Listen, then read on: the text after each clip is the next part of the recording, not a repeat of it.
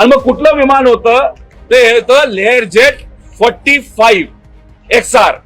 मग मला हा प्रश्न आपल्या सर्वांना करायचा आणि तो प्रश्न मी पोलिसांसमोर सुद्धा केला की मग जर 5च्या 5 आज असणारी विमानं तुम्ही ग्राउंड करता, ते बंद ठेवता, मग अजितदादांना खराब विमान का दिलं गेलं? ते चुकून दिलं गेलं का मुद्दामून दिलं गेलं?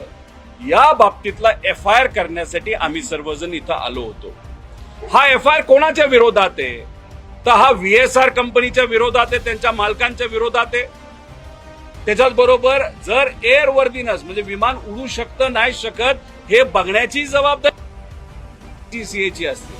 मग कोण असे अधिकारी होते की अजितदादा ज्या विमानातून प्रवास करत होते ते विमान चांगलं आहे, चांगल्या कंडिशन मध्ये आहे, हे कुणी सांगितलं? असे कुठले अधिकारी आहेत, कुणी सह्या केल्या? तर या अधिकाऱ्यांना शोधा. अशा प्रकारचा दुसरा FIR आम्ही करण्यासाठी तिथं सांगितलं.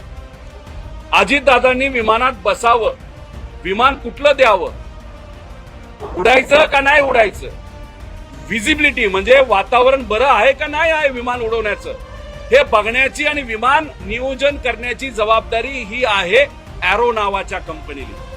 त्यांचा एक प्रायव्हेट जो व्हॉट्सअपच्या चॅट आहे ते मी व्हिडिओ कॉन्फरन्सच्या माध्यमातून लोकांसमोर आणलं. त्याच्यामध्ये एक पवार नावाचा अधिकारी आहे एरो नावाच्या कंपनीचा, त्यांनी सांगितलं की वेदर चेक आहे आणि ओके आहे, दादांनी प्रवास केला तरी चालेल. आणि ती गोष्ट बघितल्यानंतर दादांच्या PLE दादांना सांगितल्यानंतर 7 वाजता दादा गाडीत बसले आणि विमानतळावर त्या ठिकाणी पोहोचले.